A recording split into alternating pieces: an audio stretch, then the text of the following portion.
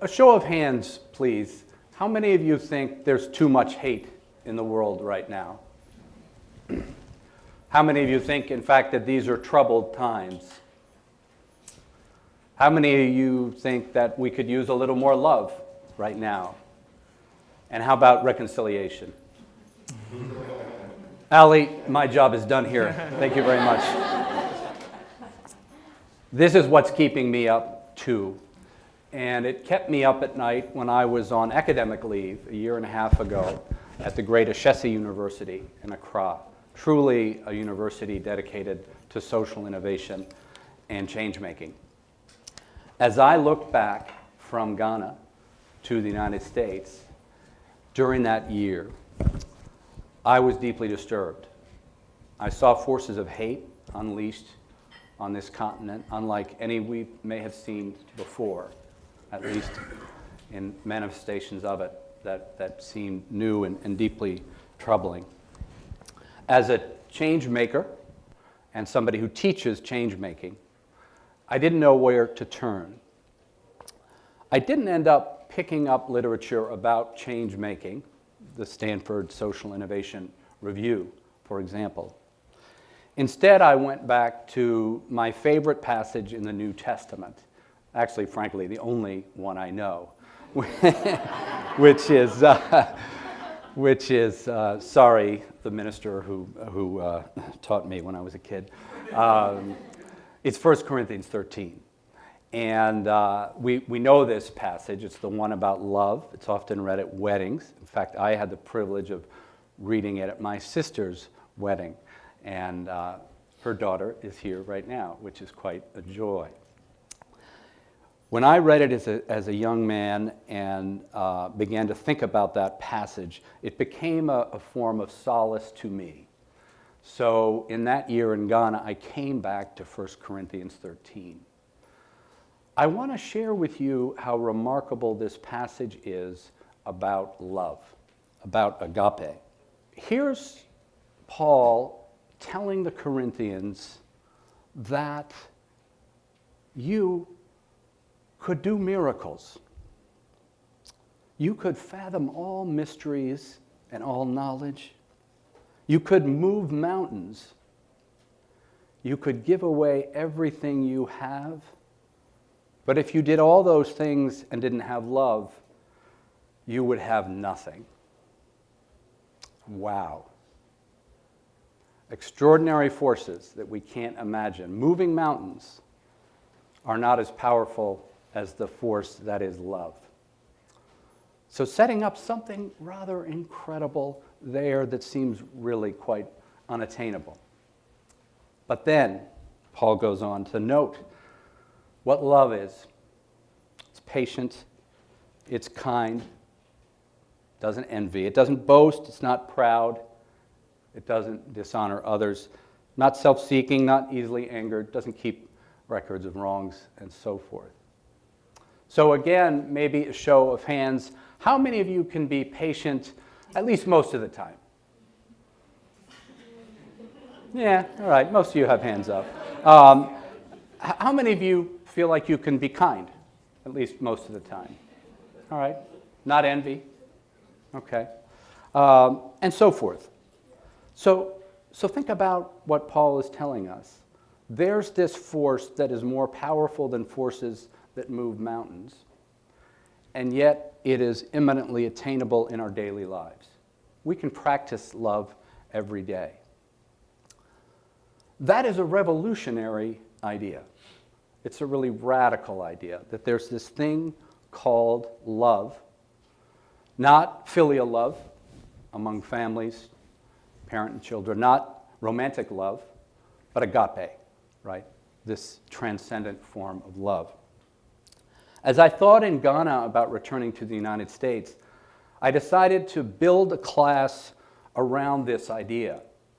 Now, I've been teaching change-making for a while, social entrepreneurship. I have a class called Social Entrepreneurship and the Liberal Arts, and we actually used this passage in that class early on.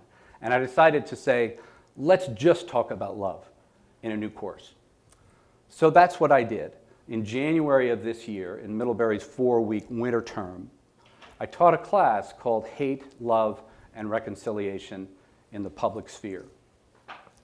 It was 23 students and I, again, over 4 weeks.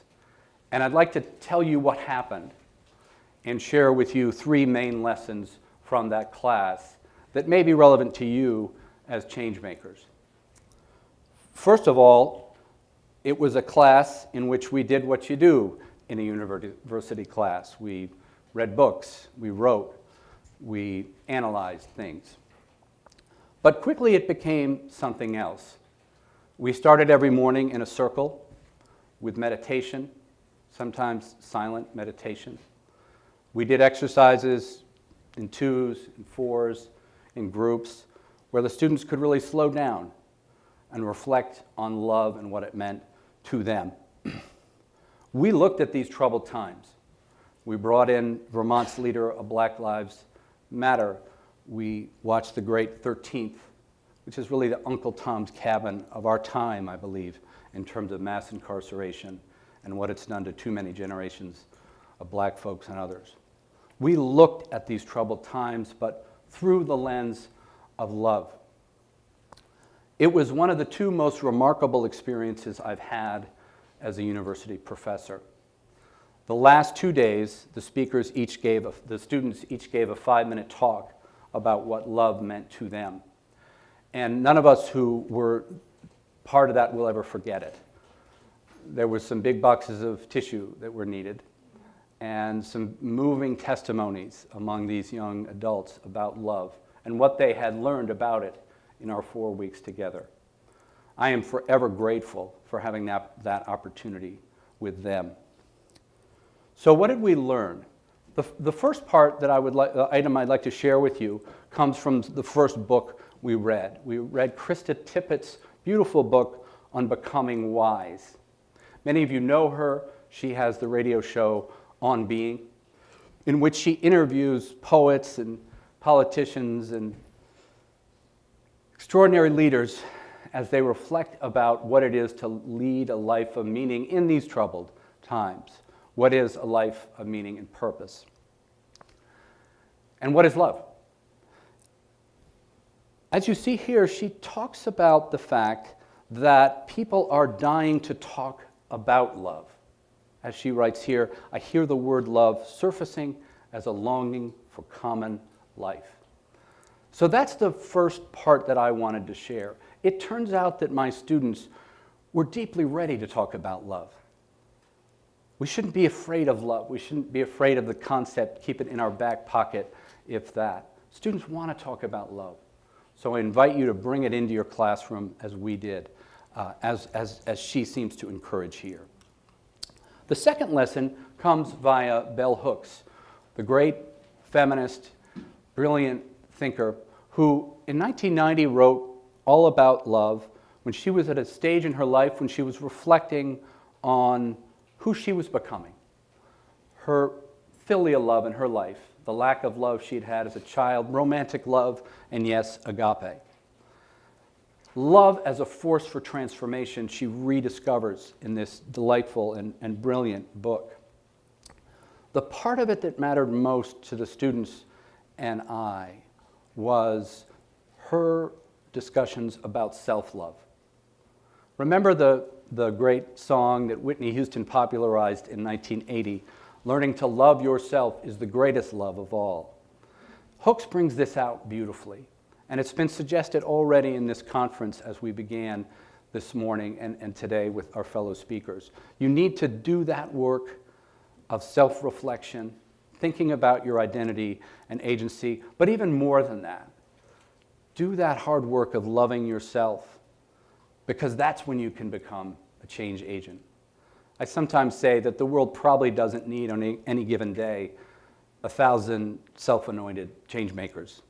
There's plenty of them. But the world definitely needs perhaps a smaller number of people who are doing that hard work, that conversation with themselves about their identity, their agency, and yes, the love they have for themselves. And bell hooks beautifully brought that out, and that was deeply moving to my students. The 5-minute talks I mentioned, many of them were about students' process of discovering the love for themselves.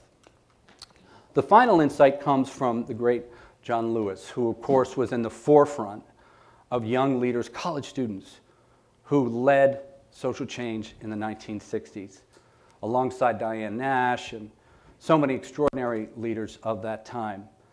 They were taught what love was and how it could be a force for social change. On Tuesday evenings in a church in Nashville, under the tutelage of Reverend James Lawson, they learned all about love, what it was, how Gandhi took love and put it into action, and thus we had such extraordinary change of our time. Yesterday, John Lewis sat down with Barack Obama in front of a bunch of young folks reflecting on the 50th anniversary of the assassination of Reverend Dr. Martin Luther King Jr. You can find the clip on Now This on Facebook and elsewhere. And in that clip, he talks about being bloodied in the Freedom Rides and being left in a pool of blood at one of the bus stops alongside some of his colleagues. 40 years later, a gentleman came to his office in the US Capitol with his son and said, "I've been in the Ku Klux Klan. I was one of the people who beat your head in. Will you forgive me?" The man started to cry. His son started to cry. John Lewis looked at him and said, "I do forgive you." He hugged them. They all cried. So that's hate, love, and reconciliation in action. And if in those troubled times love could have been a force for change, I think we need to rediscover that too. I'm thrilled that we talk about empathy as change makers, but maybe we should push it a little further and talk about love. We should maybe ask ourselves in our work, how can we bring love in? How can we bring love in? And my small example is perhaps one that can help you to think about how you can talk about love, get your students to embrace the idea of nurturing self-love, and then put love in action, as those college students and others did all those years ago. As it happens, as I was beginning to prepare for this talk, a poster went up at Middlebury about 10 days ago, and when I saw the poster, my heart skipped a beat, because coming to our campus was the great Diane Nash, the co-founder of the Student Nonviolent Coordinating Committee. Here I am with her on Monday night, 4 nights ago, and there she is leading action in Nashville. A leader of our time, a great hero or shiro, if you prefer. In that talk, she looked at the audience this past Monday night and looked at the young people in particular and essentially said, "Get off your butt. It's really time to get to work, to double down on being a social change leader." And then she looked at them and said, "You know, when we were doing this, when we were putting our lives at risk, we didn't know you, but we loved you. We didn't know you, but we loved you." So in the spirit of the openness to love that I brought into the classroom, could you just find somebody in this room right now that you don't know? Could you do that right now and pair up with somebody you don't know? So I think we as change makers, we as educators, we can do this. We can bring love in. And certainly the work that we've heard about from the prior speakers are beautiful examples of that. And I thank you for this opportunity to share my own perspective on this afternoon. Thank you.